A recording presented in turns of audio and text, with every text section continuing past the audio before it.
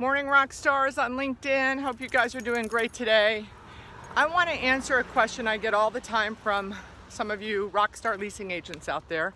And the question is, what if I don't agree with the rate that my client or boss wants me to get on my property?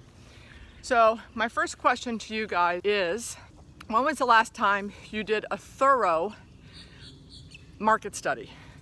I don't mean getting information that is not awesome on LinkedIn or CoStar. I mean you've called and had coffee with your neighboring leasing agents in your market and they told you the real deal, the real scoop on deals that they've done recently. Because we all know that the information on LinkedIn and CoStar is less than perfect. And the information you can get from your relationships in the market is spot on.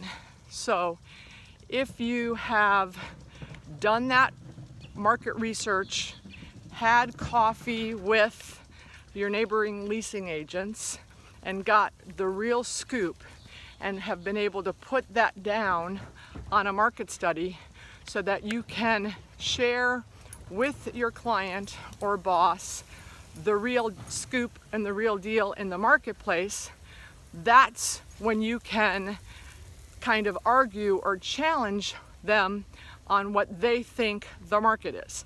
Now, it's important to talk about, if you guys have a brand new shopping center in a market where the neighboring centers are all 10 to 15 years old and they're quoting 15 and your client, developer, boss wants you to quote 20 and yours is a brand new property and theirs are very old or unanchored and you have a Trader Joe's or Whole Foods or Publix anchored, you have to understand that that 20 is probably appropriate versus the 15s. There's all kinds of intangibles that come into play. I like to put in the comment section of my market studies comparable notes. For example, maybe in your situation, your center is the 10-year-old center and there's one in the marketplace that is brand new and they're quoting the same thing you're quoting. Well, then definitely in the comment section, I would be writing, our center needs updating, or our center is 20 years old, or our center lacks an anchor for traffic, so that when you put it together in the market study, the owner, the boss, or the client can look at the comparables, or the comps. So when was the last time you did a market study that was almost perfect? Meaning you've spoken to, had coffee with everyone in your market and they've been able to give you accurate, up-to-the-date information. If you've done that and you present it and they still, and it's apparent, the stats speak more than a leasing agent's opinion. Unfortunately, I've been a leasing agent, I've supervised leasing agents, I consult with leasing agents. We tend to exaggerate sometimes, as salespeople. So stats and figures mean more than our opinion, unfortunately, until you can be credible enough to where you've done this a few times and then, the clients, the bosses agree. The challenge is for us, a lot of times we're not involved in the underwriting process. So you get the property after it's purchased and after the underwriters say that you can get the 30 bucks a square foot in a $10 market.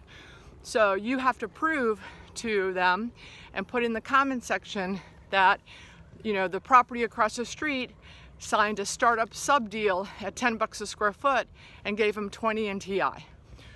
Because that's the information you should be able to find out if you have great relationships with the neighboring leasing agents in your marketplace. When you have specifics like that, it's almost impossible for leadership to not agree with you and adjust the rents. If you do a phenomenal market study and you present it and leadership still disagrees and says, no, I want you to go out and get double what the market, should be able to bring, then you have to make a bigger decision if you should be working on that asset or not. It's okay, I've had leasing agents in the past come to me and say, I just don't think I'm the one for this market. I don't believe in the property. Is there any way that another one of my agents can, another one of our team agents can work on this property? And me as a leasing agent, a leasing director, I appreciated that. And because I had maybe 10 or 12 agents, I could, flip them around, because an agent that's not 100% sold on the asset is not the agent that should be on that asset, right? So that's my message for the day. Don't be complaining if you don't have the stats and the figures to back it up. So go make that happen. And as far as someone asked me yesterday, well, what if the neighboring leasing agents don't call you back? I get that. That happens. But my guess is that probably happens if you have 6 centers in your market. That might happen on 2 of them. So start with the 4. And then eventually maybe you can wear down the other 2. What works for me, I usually try to call everyone back when they're calling me for market information, but what helps me a lot is when agents send me emails and they say something like, we're doing a market study in your market. The last time we spoke, you had 3 vacancies, you were quoting $40, you're not giving any TI or blah, blah, blah, and then I can respond to the email in my travels, versus someone calling me, hi, can you call me back? Doesn't say they're calling about a market study. I might not get to that phone call as quick as I could respond to an email. So that's my answer on what do I do when I don't agree to the budget and the underwriting. I hope this helps, LinkedIn, and have a super day.